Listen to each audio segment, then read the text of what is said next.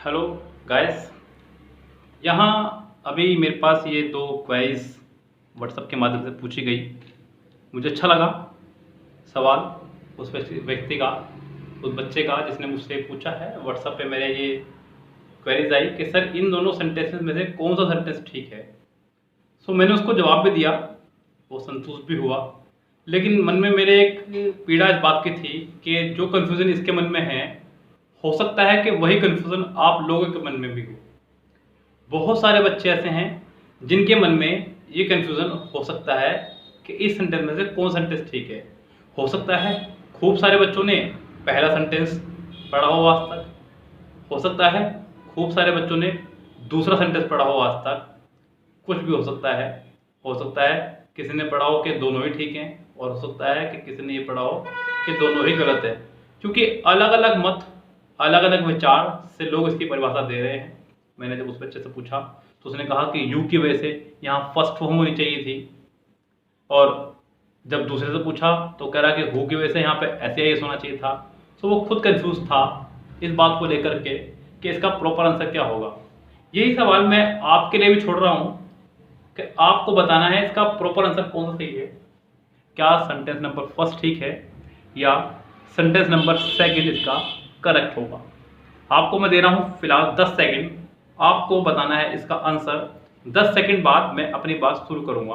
आपका स्टार्ट होता है समय अब से।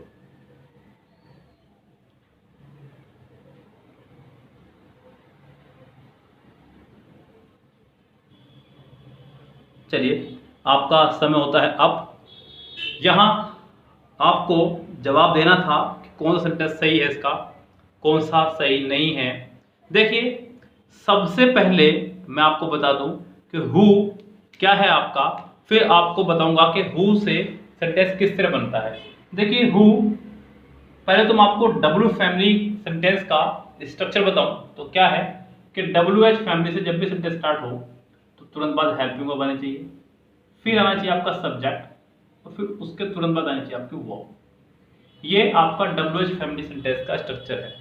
लेकिन हु और हुम के साथ में ये स्ट्रक्चर आपका फॉलो नहीं होता है, क्योंकि हु और हुम जो है अपने आप में एक विशेष स्थिति रखता है, अपने पास में विशेष पहचान रखता है अपने पास में। हु सेंटेंस में एज ए सब्जेक्ट काम करता है और हुम सेंटेंस में एज ए ऑब्जेक्ट काम करता है। जब कभी भी आपको सेंटेंस में हु और हुम की पोजीशन को लेकर के हो तो आप हु की जगह कोई और सब्जेक्ट लगा कर देखें। लाइक सिंगुलर के लिए आप लगा के देखें ही या शी, और प्लूरल के लिए आप लगा के देखें आई या दे।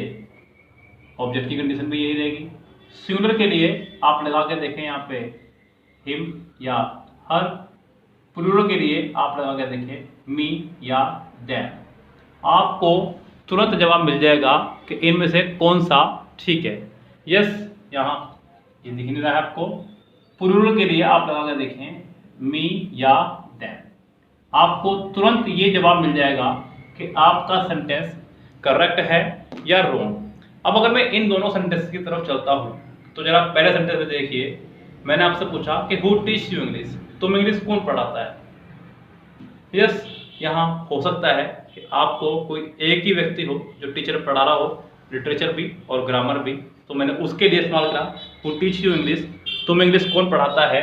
उस व्यक्ति के लिए मैंने इस्तेमाल किया। सिर्फ एक व्यक्ति है जिसके लिए मैंने इस्तेमाल किया है, जो आपको ग्रामर और लिटरेचर और स्पोकन तीनों खुद पढ़ा रहा है। आप इस हु की जगह एज ए सिंगुलर ही लगा के देखें या शी, तो जरा देखिए he teach me English. Yes, he teach you English या शी टीच यू इंग्लिश।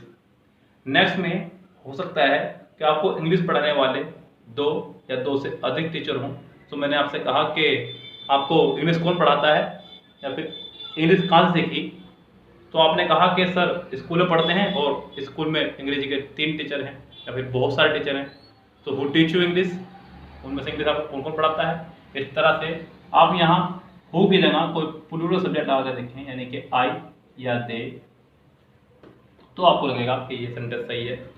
यानी कि आप हु की जगह सिंगुलर या प्लूरल कोई भी एक लगा के दे सकते हैं जिससे आपको पता चल जाए सेंटेंस करेक्ट है या नहीं। यहाँ सेंटेंस में हमने हु की जगह पहले सेंटेंस में ही या शी लगा के देखा तो भी सेंटेंस करेक्ट पाया। दूसरे सेंटेंस में हु की जगह आई या दे लगा के देखा तो भी सेंटेंस ठीक पाया। इसका मतलब ये दोनों सेंटेंस आपके करेक्ट थे। यस, इन दोनों सेंटेंस में कोई भी प्रॉब्लम नहीं थी। यस, सो ये था आपका आज का एक छोटा सा डाउट सेशन जो मुझसे मेरे व्हाट्सएप ग्रुप पे पूछा गया, जो मैंने आपको बता दिया है यहाँ पे।